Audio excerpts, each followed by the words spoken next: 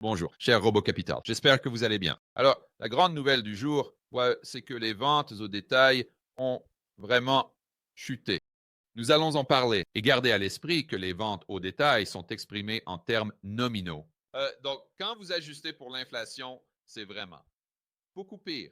Aussi, l'enquête sur l'industrie de la Réserve fédérale de New York sort aujourd'hui et chute à un niveau que nous n'avons pas vu depuis 2023. Bien sûr, cela soulève la question, est-ce que l'économie va mal?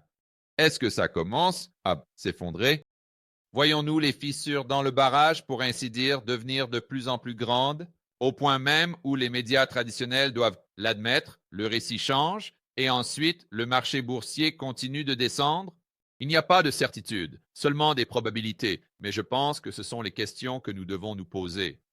En tant qu'investisseurs, prudents, et puis aussi je veux aborder cette folie de la part du New York Times dans cet article. Ils ont eu l'audace de publier cela ce dimanche. Vous allez vraiment vouloir rester à l'écoute pour ça. Alors, tout d'abord, passons aux ventes au détail publiées aujourd'hui. C'est parti des États-Unis. Bureau du recensement. Et on a un peu l'impression aussi que les vannes sont ouvertes en ce qui concerne les données économiques. Et ce que je veux dire par là, c'est qu'ils retiennent des informations ou, disons, qu'ils manipulent les données en manipulant les données quand Biden était au pouvoir. Et maintenant, tout d'un coup, on dirait que, d'accord, nous pouvons dire la vérité. Les vannes sont ouvertes. Voici ce qui se passe vraiment quand nous levons le voile. Peut-être que c'est en train d'arriver. Peut-être que ce n'est pas matière à réflexion, n'est-ce pas? Donc, quand nous regardons les États-Unis, Bureau du recensement, et cela ça a été publié aujourd'hui, les ventes mensuelles, avancées pour le commerce de détail et les services alimentaires. Alors, tout d'abord, regardez la tendance. Donc, en revenant à décembre, vous voyez qu'ils sont tous des chiffres positifs. Bien que, comme je l'ai souligné au début de la vidéo, et ce que je disais à l'époque ou ce que je mettais en avant, c'est que cela n'est pas ajusté pour l'inflation. Donc, surtout quand vous regardez les chiffres de janvier qui, au fait, ont été révisés à la baisse aujourd'hui à un négatif, moins 1,2 Plus d'infos là-dessus dans un instant. Et ensuite, nous voyons ce genre de tendance se poursuivre, où les chiffres ne semblent pas. C'est chaud, surtout pour les voitures. Waouh, ils se font vraiment frapper. Mais pensez à ce que cela représenterait en termes réels.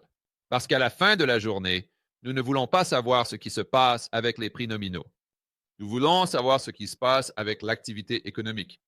Et donc, vous savez, c'est un peu suspect qu'ils ne rapportent pas les vrais chiffres dès le départ. Regardez ça.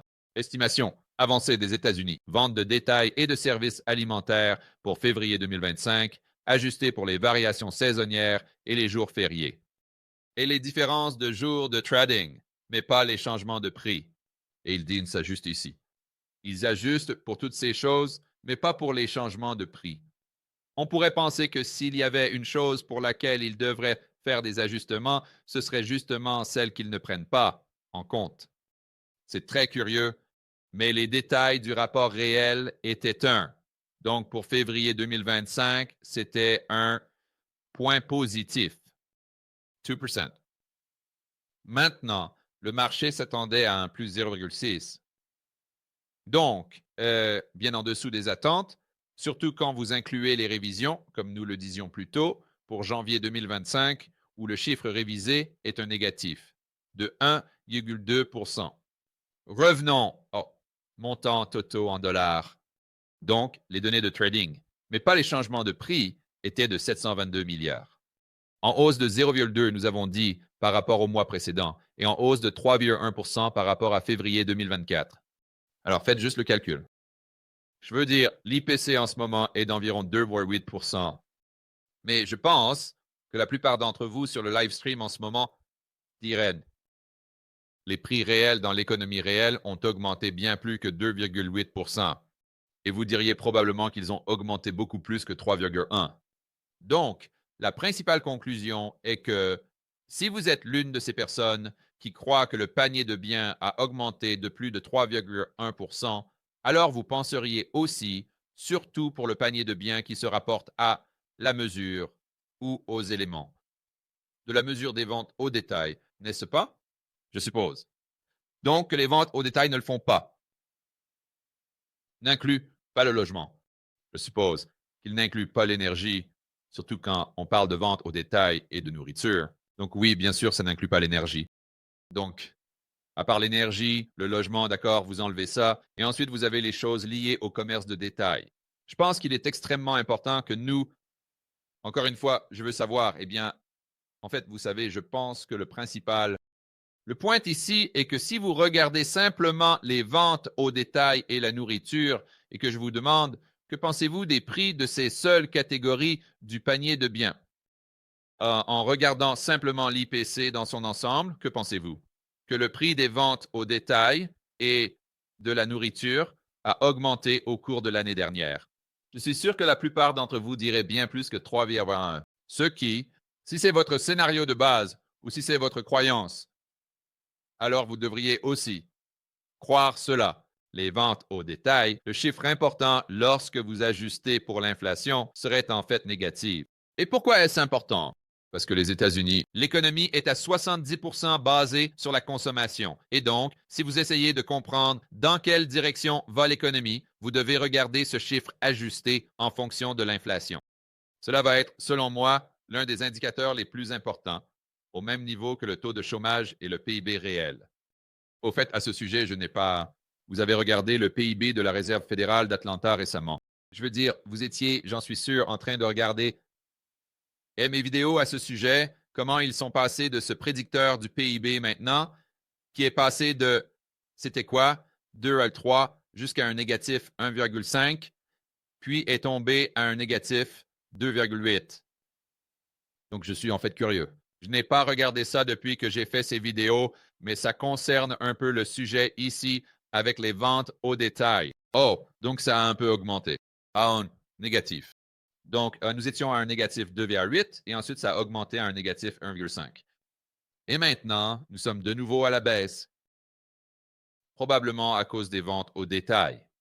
Aujourd'hui, à un négatif 2,1. Ouais.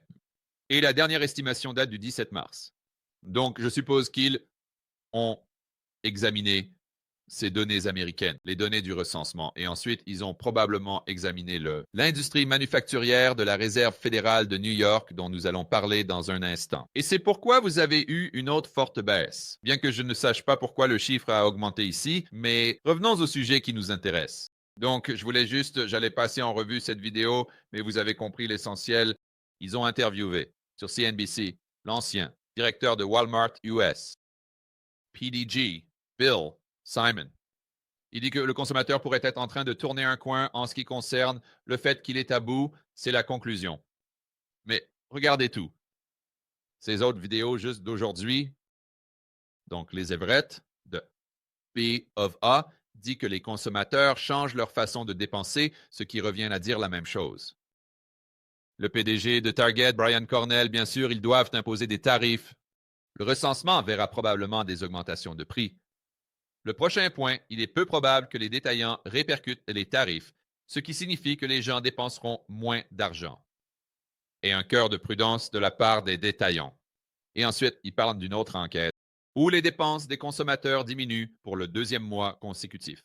Et ensuite, il passe en revue les données des États-Unis, le recensement dont nous venons de parler.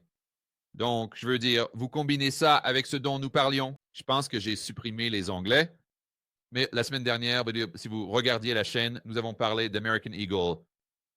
Nous avons parlé de Zara qui a déclaré que oui, bien sûr, nous avons eu un bon trimestre, mais en regardant le reste de 2025, nous voyons vraiment le consommateur se rétractant. Et ensuite, tu regardes l'enquête du Michigan dont nous avons parlé l'autre jour, où ce n'est pas seulement les démocrates maintenant, mais aussi les républicains et les indépendants qui expriment vraiment des inquiétudes concernant le marché du travail. Et c'est un gros problème. Pourquoi est-ce un gros problème? Parce que nous allons tout de suite passer à un onglet que je n'ai heureusement pas fermé, qui est le taux de chômage. Et chaque fois que tu obtiens une récession, tu as une hausse du chômage. Je veux dire, regarde, nous revenons à 1949 ici. Et montre-moi la récession qui est essentiellement indiquée par la zone grise. Montre-moi la récession où nous n'avons pas eu de pic de chômage. Ce serait zéro. Ce serait zéro. Donc, c'est aussi bon comme indicateur que ça peut l'être. Et vous pouvez voir que nous commençons à avoir une tendance à la hausse. Vous savez tous la règle somme. Ça a été déclenché en regardant mes vidéos. Et maintenant, ouais, nous sommes de retour à 4,1 %. Mais si le sentiment des consommateurs basé sur l'enquête du Michigan est correct et que le marché de l'emploi devient plus faible, que le marché du travail s'affaiblit, alors tu t'attendrais à ce que ce chiffre continue d'augmenter. Alors, sommes-nous au point où ça devient juste parabolique? Probablement pas, parce que c'est à ce moment-là que les choses deviennent vraiment, vraiment sérieuses. Et je ne pense pas que nous y soyons encore. Mais il semble que ce cycle pourrait se dérouler de la même manière. Pas de certitude, seulement des probabilités. Mais mon point en évoquant le taux de chômage était juste d'illustrer comment. Et je pense que c'est extrêmement important de vraiment se concentrer sur cette partie du cycle pour voir comment cela va se dérouler. D'accord, allons voir. En fait, tu sais quoi? Je veux jeter un œil à cet article de Zero Hedge, mais je parie qu'ils ont fait une analyse plus approfondie sur les ventes au détail. Juste ici. Ouais, vérifions ça. Les ventes au détail déçoivent en février malgré des révisions à la baisse majeure. Alors, voici un tweet B d'un aperçu des ventes au détail basé sur des données de dépenses par carte en temps réel. D'accord, donc ils ajoutent un peu plus de nuances. Ici, quelques données supplémentaires en plus des ventes au détail que j'ai abordées venant des États-Unis. Recensement. Donc, ça ressemble à une enquête de B of A qui, étrangement, est sortie. Eh bien, regardons les graphiques. D'accord. Donc, si notre prévision de vente au détail stable hors automobile pour février est correcte, le taux de croissance moyen sur 3 mois diminuerait. D'accord, je suppose que c'est selon B of A. Et la prévision de B of A, le consensus de Bloomberg pour les ventes au détail, c'est pour février. Donc, le chiffre réel, si je lis ça correctement, est même inférieur à la prévision de B of A. Le consensus général ou les attentes générales étaient de 0,6. On dirait que le consensus de Bloomberg était de 0,8. Donc, encore une énorme déception ici, grosse déception. Revenons à cet article de Zero Hedge, si je le peux. Voilà.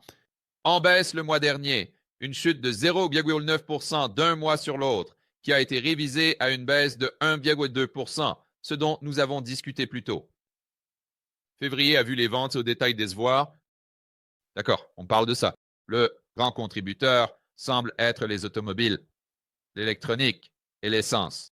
Les grands magasins, les services alimentaires, donc les restaurants, le ski. Regardez, ce n'est pas une surprise. Je veux dire, c'est des dépenses discrétionnaires, exactement ce à quoi on s'attend. C'est la hiérarchie des besoins de Maslow. Et quand les gens sont vraiment à court d'argent et qu'ils commencent à réduire leurs dépenses, ils réduisent leurs dépenses sur les choses discrétionnaires ici. Donc, la plus grande baisse des dépenses dans les services alimentaires en 2 ans, les ventes au détail décevantes ont répondu aux attentes, mais ont également connu des révisions à la baisse. Et je pense que le cœur, c'est un tas de choses qui sont vraiment, vraiment importantes. Donc, ça va. C'est comme quand ils calculent l'IPC ou le taux d'inflation en excluant tout, ce que vous achetez chaque jour. Sur une base non désaisonnalisée, les ventes au détail sont en fait en baisse d'une année sur l'autre. D'accord. Et c'est même en termes nominaux. Oh, les voilà. Ajustés à peu près pour l'inflation, les ventes au détail réelles sont essentiellement stables d'une année sur l'autre. Et c'est si vous croyez à l'IPC, et c'est ce groupe de contrôle qui, c'est un peu comme choisir des données juste pour embellir les choses. Faire en sorte que les choses semblent meilleures qu'elles ne le sont. Trump apprend de Biden, janvier révisé beaucoup plus bas signifie plus bas. Ouais, c'est un peu drôle. Salut les gars, je voudrais inviter personnellement chacun d'entre vous à assister à la conférence Rebelle, capitaliste, live de cette année. C'est la conférence incroyable que j'organise chaque année. Cela vous aide à construire un portefeuille à toute épreuve. Cela vous aide à augmenter votre liberté personnelle et votre autonomie, et cela vous aide aussi à augmenter la taille de votre réseau. En d'autres termes, vous avez l'occasion de rencontrer beaucoup de personnes partageant les mêmes idées, des camarades capitalistes rebelles. C'est à Orlando, du 23 au 25. Mais parmi les intervenants passés, on a eu des personnes comme Robert Kiyosaki, Ron Paul, Peter Schiff, Mike Maloney, Lynn, Biden, pour n'en nommer que quelques-uns. Alors, pour obtenir vos billets le plus rapidement possible et pour découvrir qui parle à la conférence Rebel Capitalist Live de cette année, vous pouvez aller sur rebelcapitalistlive.com. Et juste une petite information en avant-première. Si vous prenez vos billets le plus tôt possible, vous pouvez bénéficier d'une réduction. Parce qu'à mesure que nous nous rapprochons de l'événement, les prix des billets augmentent. Alors, n'attendez pas. Allez sur rebelcapitalistlive.com tout de suite et prenez vos billets et je vous verrai à Orlando du 23 au 25 mai.